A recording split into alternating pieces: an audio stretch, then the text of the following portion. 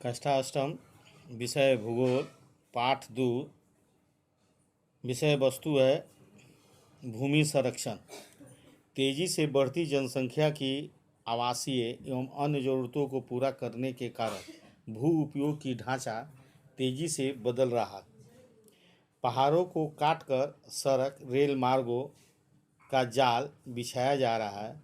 घने वनों जंगलों का स्थान मानव बस्तियां ले रही है, जिसके कारण भूमि धीरे धीरे घट रही है। कृषि कार्य करने हेतु भूमि जो है कम पड़ती जा रही है।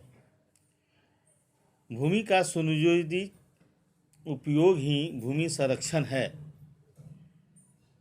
सुनियोजित भू उपयोग करके भूमि को निम्नीकरण को रोकने के लिए निम्नलिखित उपाय किए जाने चाहिए। पहला है वनरोपण को बढ़ावा देना। दूसरा है उर्वरकों और कीटनाशी रसायनों का कम प्रयोग नियंत्रित रूप से करना। पहाड़ों की कटाई एवं खनन नियंत्रण के अनुसार करना।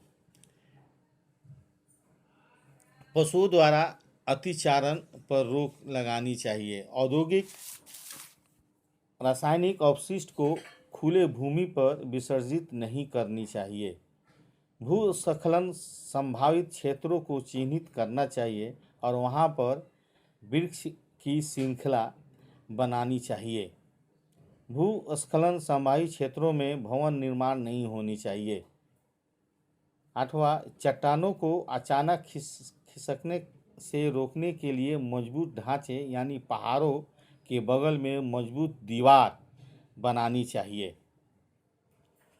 दूसरा, मृदा संसाधन। भूमि की ऊपरी सतह मृदा कहलाती है। मृदा पेड़ पौधों के विकास में सहायता करती है। फसल उत्पादन मृदा की गुणवत्ता पर निर्भर करती है। मनुष्य एवं जीव जंतु भोजन अन्य सामग्रियों के लिए पेड़ पौधे पर ही निर्भर रहते हैं। तीसरा, मृदा निर्माण। मृदा का निर्माण एक लंबी और धीमी प्रक्रिया है। मृदा की केवल 1 सेंटीमीटर परत बनने में अनेक वर्ष लग जाते हैं। पवन, जल, जैविक पदार्थों के सड़ने गलने, मानवीय क्रियाओं अथवा अन्य कारकों के प्रभाव से बड़ी बड़ी चट्टानें लगातार टूटती रहती है। यह प्रक्रिया अपक्षयण कहलाती है। अतः मृदा का निर्माण जैविक पदार्थों एवं अपक्षयित चट्टानों से होता है। चौथा, मृदा निर्माण को प्रभावित करने वाले कारक। पहला है जनक शैल। मृदा का रंग, संरचना, रासायनिक गुण, पारगम्यता आदि उस चट्टान अथवा शैल पर निर्भर करती है जिसके अपक्षयण से उसका निर्माण होता है। अपक्षयण में यानी चट्टानें जो है मुलायम चट्टानें टूटती है और छोटे छोटे कणों में वह परिवर्तित हो जाती है और उससे मिट्टी का रूप में जो है वह परिवर्तित होता है। जनक शैल पर ही मृदा की बनावट निर्भर करती है।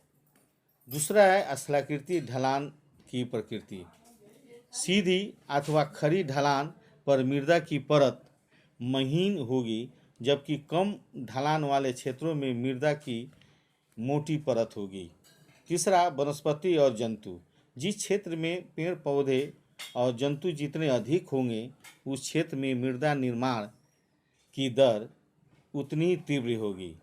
जैविक पदार्थ सड़ते हैं और पोषक तत्वों का पुनश्चक्रण करते हैं। जलवायु। सर्दी, गर्मी और बरसात एवं चट्टान तेजी से अपक्षयण करती है यानी टूटती है। अतः स्थान विशेष की जलवायु वहाँ की मृदा की गुणवत्ता को भी निर्धारित करती है। समय। जैसे जैसे समय बीतता है वैसे वैसे मृदा की परत की मोटाई बढ़ती जाती है, यानी शैल के टूटने और जैविक पदार्थों और मानवीय क्रियाओं के द्वारा अपशिष्ट पदार्थों का निर्माण के कारण मृदा का निर्माण जो है होते रहता है। क्वेश्चन है गृह कार्य में कि कि भूमि का संरक्षण हम कैसे करेंगे और इसको पूरा जो है विस्तार रूप से लिखना है।